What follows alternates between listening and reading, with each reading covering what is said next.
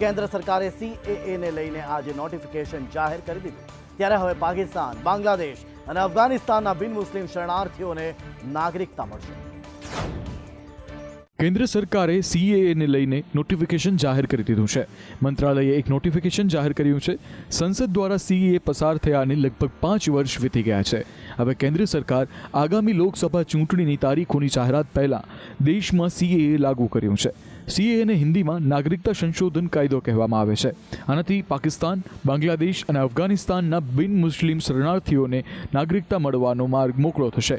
CAA પર સંદેશ news સાથે વાત કરતા કેન્દ્રીય રેલ રાજ્યમંત્રી દર્શના જરદોશે કહ્યું કે વર્ષ 2019ના સંકલ્પ પત્રનો વાયદો આજે પૂર્ણ કર્યો છે. જેની ચર્ચા થઈ ચૂકી છે, એનું નોટિફિકેશન આજે બહાર પાડવામાં આવ્યું છે અને પોર્ટલ દ્વારા એ લોકો જ્યારે એની અંદર પોતે એપ્લાય કરશે ત્યારે એ લોકોને ભારતની નાગરિકતા મળશે. બૌદ્ધ, જૈન, પારસી જે 6 જાતિના લોકો છે એ લોકોને ભારતની નાગરિકતા મેળવવા ખૂબ સરળતા રહેશે. મેનિફેસ્ટોની અંદર પણ ભારતીય જનતા પાર્ટી આ રીતની વાત કરી હતી અને એને આજે પૂર્ણ કરી છે. મોદી ગેરંટી 3 એની અંદર જે કહી શકાય કે સરકાર આવનારા વર્ષોની અંદર આ જ ગતિથી કામ કરવા ટેવાયેલી છે અને એ એમનો વિકાસ યાત્રા ચાલુ રાખશે. અગ્નિ 5 મિસાઇલનું પરીક્ષણ સફળતાપૂર્વક પૂર્ણ થયું અને વડાપ્રધાન નરેન્દ્ર મોદીએ મિશન દિવ્યાસ્ત્ર માટે DRDOને અભિનંદન પાઠવ્યા. PM મોદીએ આજે સાંજે મિશન દિવ્યાસ્ત્ર માટે DRDOને સોશિયલ મીડિયા પ્લેટફોર્મ X પર પોસ્ટ કરી અભિનંદન પાઠવ્યા હતા. તેમણે લખ્યું હતું કે મિશન દિવ્યાસ્ત્ર માટે અમારા DRDO વૈજ્ઞાનિકો પર ગર્વ છે. મલ્ટિપલ ઇન્ડિપેન્ડન્ટલી ટાર્ગેટેબલ રી-એન્ટ્રી વ્હીકલ એટલે કે MIRV ટેકનોલોજી સાથે સ્વદેશી રીતે વિકસિત અગ્નિ 5 મિસાઇલનું ઉડાન પરીક્ષણ સફળ થયું છે. અગ્નિ 5 મિસાઇલનું પ્રથમ સફળ પરીક્ષણ 19 એપ્રિલ 2012ના રોજ થયું હતું. તે પછી 15 સપ્ટેમ્બર 2013, 31 જાન્યુઆરી 2015, 26 ડિસેમ્બર 2016, 18 જાન્યુઆરી 2018, 3 જૂન 2018 અને 10 ડિસેમ્બર 2018ના રોજ સફળ પરીક્ષણો હાથ ધરવામાં આવ્યા હતા. અગ્નિ 5 મિસાઇલના અડધા ડઝનથી વધુ સફળ પરીક્ષણો કરવામાં આવ્યા છે. આ પરીક્ષણોમાં મિસાઇલનું વિવિધ માપદંડો પર પરીક્ષણ કરવામાં આવ્યું હતું, જેમાં ખુલાસો થયો હતો કે આ મિસાઇલ દુશ્મનને નષ્ટ કરવા માટે એક ઉત્તમ હથિયાર છે. વડાપ્રધાન નરેન્દ્ર મોદી ફરી એકવાર ગુજરાતની મુલાકાતે છે. તેઓ આવતીકાલે અનેક કાર્યક્રમોમાં ભાગ લેશે અને વધુ 10 વંદે ભારત ટ્રેનને ફ્લેગ ઓફ કરશે. વડાપ્રધાન નરેન્દ્ર મોદી ગુજરાતની મુલાકાતે છે, તેવામાં આવતીકાલે 11 વાગે રાષ્ટ્રીય રક્ષા યુનિવર્સિટીની ઇમારત રાષ્ટ્રને સમર્પિત કરશે. વડાપ્રધાન તેના પ્રથમ દીક્ષાંત સમારોહમાં મુખ્ય અતિથિ તરીકે હાજરી આપશે. PM મોદી દાંડી કૂચ દિવસ પર સાબરમતી આશ્રમના 1200 કરોડના રીડેવલપમેન્ટ પ્રોજેક્ટનું ખાતમુહૂર્ત કરશે. આ ઉપરાંત વડાપ્રધાન મોદી નવી વંદે ભારત એક્સપ્રેસ ટ્રેનનું ઉદ્ઘાટન કરશે, જે અમદાવાદથી મુંબઈ વચ્ચે દોડશે. આ ટ્રેન 160 કિલોમીટર પ્રતિ કલાકની ઝડપે પહોંચવામાં સક્ષમ છે. PM મોદી સમગ્ર દેશમાં લગભગ 10 અન્ય વંદે ભારત ટ્રેનો સાથે કેસરી રંગની વંદે ભારત એક્સપ્રેસ ટ્રેનને વર્ચ્યુઅલ રીતે ફ્લેગ ઓફ કરશે. આ ઉપરાંત સાંજે 6:30 વાગ્યે 11માં પ્રધાનમંત્રી ખેલ મહાકુંભનું ઉદ્ઘાટન કરશે અને આ પ્રસંગે સંબોધન કરશે. 11માં ખેલ મહાકુંભ માટે 45 લાખથી વધુ ખેલાડીઓએ રજીસ્ટ્રેશન કરાવ્યું છે. તત્કાલીન મુખ્યમંત્રી શ્રી નરેન્દ્ર મોદીના દૂરંદેશી નેતૃત્વ હેઠળ 2010માં ગુજરાતમાં શરૂ થયેલા ખેલ મહાકુંભમાં આજે 36 સામાન્ય રમતો અને 26 પેરા રમતોનો સમાવેશ થાય છે. સુપ્રીમ કોર્ટે સ્ટેટ બેંક ઓફ ઇન્ડિયાને ઝાટકો આપ્યો છે. ઇલેક્ટોરલ બોન્ડની વિગતો આપવા માટે SBIએ સમય માંગ્યો હતો, જે આપવાથી સુપ્રીમ કોર્ટે ઇનકાર કર્યો. ઇલેક્ટોરલ બોન્ડ કેસમાં સ્ટેટ બેંક ઓફ ઇન્ડિયાને સુપ્રીમ કોર્ટ તરફથી ફટકો મળ્યો છે. ચૂંટણી બોન્ડ સંબંધિત તમામ વિગતો ઇલેક્શન કમિશનરને આપનાર સુપ્રીમ કોર્ટે SBIને આદેશ કર્યો હતો. આ આદેશ સામે SBIએ 30 જૂન સુધીનો સમય માંગ્યો હતો, જેની સામે એસોસિએશન ફોર ડેમોક્રેટિક રિફોર્મ્સ નામની NGOએ SBI સામે કન્ટેમ્પ્ટ પિટિશન દાખલ કરી હતી. આજે સુપ્રીમ કોર્ટે ઇલેક્ટોરલ બોન્ડને લઈને સુનાવણી હાથ ધરતા SBIને આડે હાથ લીધી હતી. CJI સહિત 3 જજની બેન્ચે SBIને સમય અવધિ આપવા ચોખ્ખી મનાઈ ફરમાવી હતી અને તાત્કાલિક ધોરણે ચૂંટણી બોન્ડ સંબંધિત વિગતો ઇલેક્શન કમિશનને જાહેર કરવા આદેશ કર્યો છે. મહત્વનું છે કે 15મી ફેબ્રુઆરીના રોજ સુપ્રીમ કોર્ટે રાજકીય પક્ષોને દાન આપવા અંગે ચૂંટણી બોન્ડની સિસ્ટમને ગેરબંધારણીય ગણાવીને તેના પર પ્રતિબંધ મૂક્યો હતો. આ સાથે સુપ્રીમ કોર્ટે SBIને 6 માર્ચ સુધીમાં કોણે કઈ પાર્ટીને કેટલું દાન આપ્યું તેની માહિતી ચૂંટણી પંચને આપવાનો આદેશ આપ્યો હતો. ગુજરાતમાં ડ્રગ્સ પકડવાનો સિલસિલો યથાવત છે. હવે ભાવનગરમાંથી મોટા પ્રમાણમાં ડ્રગ્સ ઝડપાયું છે.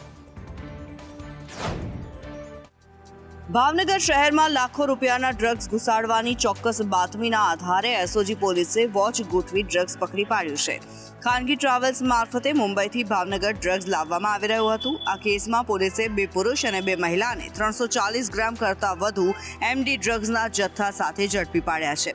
આ ડ્રગ્સની કિંમત અંદાજે 34 લાખ રૂપિયા થાય છે. હાલ એસઓજી બ્રાન્ચ ખાતે ફરિયાદ નોંધવાની અને ડ્રગ્સ કોણે મોકલ્યું અને કોને પહોંચાડવાનું હતું તે દિશામાં તપાસ શરૂ કરવામાં આવી છે.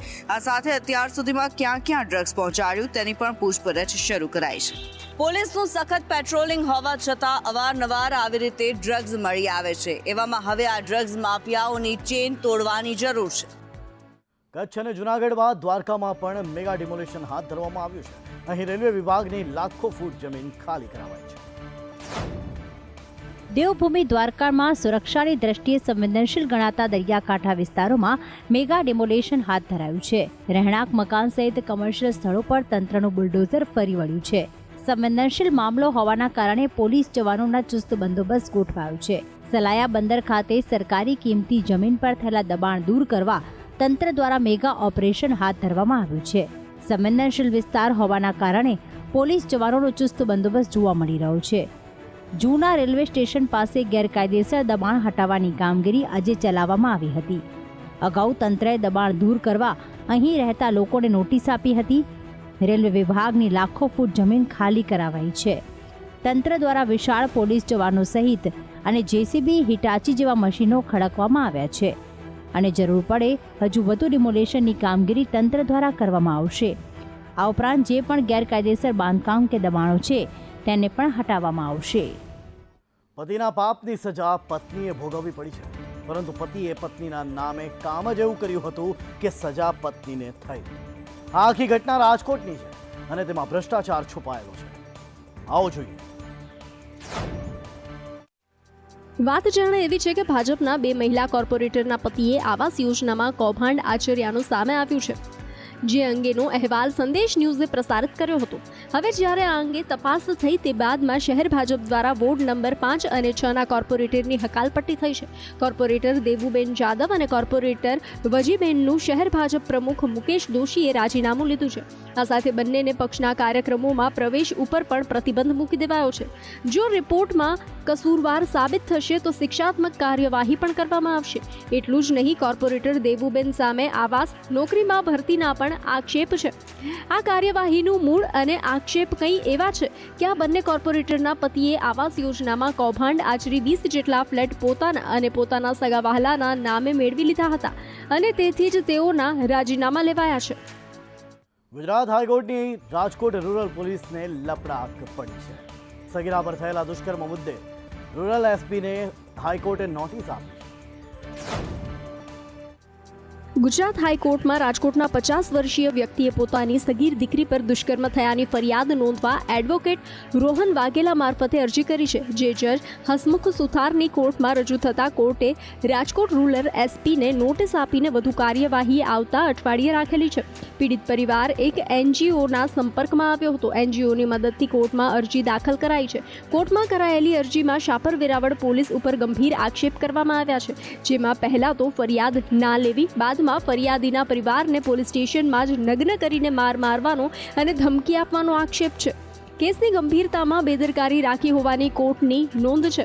હવે વિગતવાર જવાબ રજૂ કરવા એસપીને આદેશ કરાયો છે. એએમસીની માસિક સામાન્ય સભામાં હોબાળો થયો છે. પાર્ટી પાસેના બ્રિજને લઈને વિપક્ષે ભાજપને આડે હાથ લીધો છે. અમદાવાદ મ્યુનિસિપલ કોર્પોરેશનની માસિક સામાન્ય સભા અંદાજે હંગામેદાર રહી. ચૂંટણી આચારસંહિતા પહેલા આ સંભવિત આખરી સામાન્ય સભા માનવામાં આવી રહી છે. પાછલી 2 સ્ટેન્ડિંગ કમિટીમાં ઉતાવળે મંજૂર કરાયેલા 1800 કરોડના કામોને લઈને વિપક્ષે આકરા પ્રહાર કર્યા અને બેનર બતાવી સૂત્રોચ્ચાર સાથે વિરોધ કર્યો. હવે વિપક્ષના આ આરોપ સામે ભાજપે તમામ કામ નિયમ મુજબ મંજૂર કરાયા સ્ટેન્ડિંગ કમિટીએ રટણ કર્યું. મેયરે પણ કહ્યું કે કોંગ્રેસે ખોદેલા ખાડામાં મોદીજીએ પૂર્યા છે. કોંગ્રેસના આરોપ સામે આજે ભાજપના પણ આકરા તેવર જોવા મળ્યા હતા. સાથે હંગામાના પગલે મેયરે તમામ કામો મંજૂર કરી સભા બરખાસ્ત કરી હતી. અમદાવાદ વાસીઓ માટે ખુશખબરી છે. 3 નવા રૂટ પર ડબલ ડેકર એસી બસ દોડાવવાનો નિર્ણય લેવામાં આવ્યો છે. અમદાવાદ શહેરના રોડ ઉપર 33 વર્ષ બાદ ડબલ ડેકર બસ દોડાવવામાં આવી રહી છે. રૂટ નંબર 401માં વાસણા વાડજ રૂટ પર ડબલ ડેકર ઇલેક્ટ્રિક ACAMTS બસની શરૂઆત બાદ હવે 13 માર્ચથી અન્ય 3 નવા રૂટ એટલે કે લાલ દરવાજાથી સિલચ, નરોડાથી લંબા સર્કલ અને સારંગપુરથી સિંગરવા ગામ સુધી ડબલ ડેકર AC બસ ચલાવવામાં આવશે. હવે કુલ 4 રૂટ ઉપર ડબલ ડેકર બસ દોડશે. બાકીના 3 રૂટ ઉપર પણ ટૂંક સમયમાં બસો દોડવામાં આવશે. આ ડબલ ડેકર બસમાં નીચે 29 અને ઉપર 36 એમ કુલ 60 થી વધુ પેસેન્જર બેસાડવાની ક્ષમતા ધરાવે છે. આપને જણાવી દઈએ કે ડબલ ડેકર AC બસમાં નીચે 2 અને ઉપર 2 આમ કુલ મેળવી અને 4 CCTV કેમેરાઓ લગાવવામાં આવશે. રાજ્યમાં ઠંડીની વિદાય સાથે ગરમીની શરૂઆત થઈ રહી છે. રાજ્યમાં પ્રથમવાર મહત્તમ તાપમાન 36 ડિગ્રીને પાર થયું છે. ગુજરાત રાજ્યમાં બેવડી ઋતુનો અનુભવ થઈ રહ્યો છે. હવે ગરમીની શરૂઆત થઈ જશે. અમદાવાદમાં લઘુત્તમ 17.2 ડિગ્રી, મહત્તમ 34.5 ડિગ્રી તાપમાન રહ્યું છે. ત્યારે રાજ્યમાં ધીરે ધીરે ગરમીની શરૂઆત થઈ છે તથા મહુવામાં સૌથી વધુ લઘુત્તમ 13.5 ડિગ્રી, મહત્તમ 36.6 ડિગ્રી તાપમાન નોંધાયું છે. જોકે સવારે થોડી ઠંડી હજુ પણ અનુભવી શકાય છે. હવામાન વિભાગના જણાવ્યા અનુસાર ધીરે ધીરે સમગ્ર રાજ્યમાં ઠંડી હવે વિદાય લઈ રહી છે. છેલ્લા એક અઠવાડિયામાં તાપમાનનો પારો જોઈએ તો સતત વધ્યો છે. રાજ્યમાં હજુ પણ મહત્તમ તાપમાનમાં વધારો થશે. હવામાન વિભાગે 2 થી 3 ડિગ્રી તાપમાન વધવાની આગાહી કરી છે. હવામાન વિભાગની આગાહી પ્રમાણે અમદાવાદ, અરવલ્લી, ગાંધીનગર, ગીર સોમનાથ, મહેસાણા, પંચમહાલ, સુરત, વલસાડ સહિતના જિલ્લાઓમાં 34 ડિગ્રી મહત્તમ તાપમાન રહે તેવી શક્યતા છે. ભાવનગર, દેવભૂમિ દ્વારકા, જામનગર, પાટણ, સાબરકાંઠા સહિતના જિલ્લાઓમાં 33 ડિગ્રી મહત્તમ તાપમાન રહે તેવી શક્યતા છે. સોનાનો ભાવ આજે પોતાની ઓલ ટાઈમ હાઈ સપાટી વટાવી ચૂક્યો હતો. આજે સોનાનો ભાવ 680 રૂપિયા વધીને 65,635 થયો હતો. સોનું આજે એટલે કે 11 માર્ચે ઓલ ટાઈમ હાઈ પર પહોંચી ગયું છે. ઇન્ડિયા બુલિયન એન્ડ જ્વેલર્સ એસોસિએશનના જણાવ્યા અનુસાર 10 ગ્રામ સોનું 680 રૂપિયા વધીને 65,635 રૂપિયા થઈ ગયું છે. અગાઉ 7 માર્ચે સોનું પહેલીવાર 65,000ને પાર થયું હતું. આજે ચાંદીમાં પણ વધારો જોવા મળી રહ્યો છે. તે 274 રૂપિયા મોંઘો થયો અને 72,539 પ્રતિ કિલોએ બંધ થયો. આ પહેલા ગઈકાલે ચાંદીનો ભાવ 72,265 રૂપિયા હતો. ગયા વર્ષે એટલે કે 4 ડિસેમ્બર 2023માં ચાંદીએ 77,073ની સર્વકાલીન ઊંચી સપાટી બનાવી હતી. માર્ચમાં અત્યાર સુધીમાં સોના અને ચાંદીના ભાવમાં જબરદસ્ત વધારો જોવા મળ્યો છે. મહિનાની શરૂઆતમાં એટલે કે 1 માર્ચે સોનું 62,592 રૂપિયા પ્રતિ 10 ગ્રામ હતું, જે 11 માર્ચે વધીને 65,635 રૂપિયા થઈ ગયું છે. એટલે કે માત્ર 11 દિવસમાં તેની કિંમત 3,043 રૂપિયા પ્રતિ 10 ગ્રામ વધી ગઈ છે. સાથે ચાંદી પણ 69,977 પ્રતિ કિલોગ્રામથી વધીને 72,539 પર પહોંચી ગઈ છે. યુપીના બિજનૌરમાં શુગર મિલમાં કામ કરતા તેજપાલ સિંહે પોતાની 26 વર્ષની કારકિર્દીમાં માત્ર એક જ રજા લીધી છે અને આ રેકોર્ડ ઇન્ડિયા બુક ઓફ રેકોર્ડમાં પણ નોંધાયો છે. દુનિયામાં દર અઠવાડિયે 3 દિવસની રજાની ચર્ચા છે. ત્યારે યુપીના બિજનૌરમાં રહેતા તેજપાલ સિંહે પોતાની 26 વર્ષની સેવામાં માત્ર એક દિવસની રજા લીધી છે. તે રવિવારે પણ ઓફિસે આવે છે. આ વાત થોડી વિચિત્ર લાગશે, પણ આ સત્ય છે. તેજપાલ સિંહનો આ રેકોર્ડ ઇન્ડિયા બુક ઓફ રેકોર્ડમાં નોંધાયેલ છે. તેજપાલ સિંહ 1995થી કંપનીમાં કામ કરે છે. એક વર્ષમાં લગભગ 45 રજા હોય છે, પણ આજ સુધી તેમણે માત્ર એક જ રજા લીધી છે અને આ કામ સ્વતંત્ર ઈચ્છાથી કરતા હોવાના કારણે એક રેકોર્ડ બન્યો છે.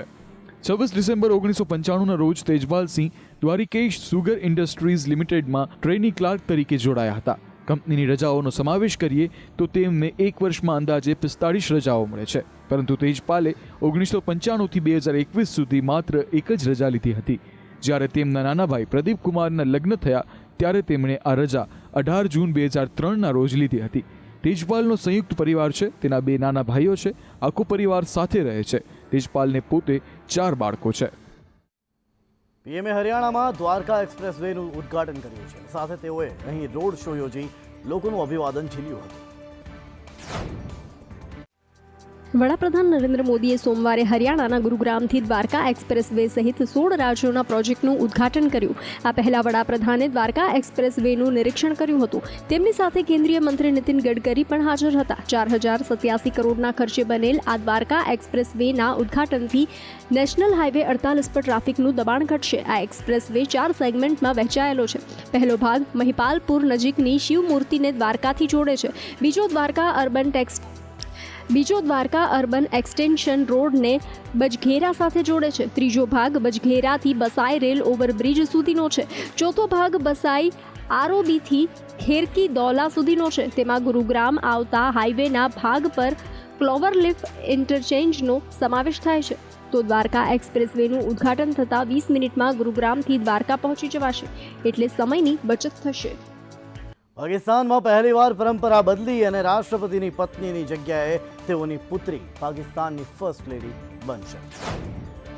પાકિસ્તાની મીડિયા ARY ન્યૂઝના અહેવાલ મુજબ પાકિસ્તાનના નવા રાષ્ટ્રપતિ ઝરદારીના પુત્રી આસિફા ઝરદારી પાકિસ્તાનના ફર્સ્ટ લેડી હશે.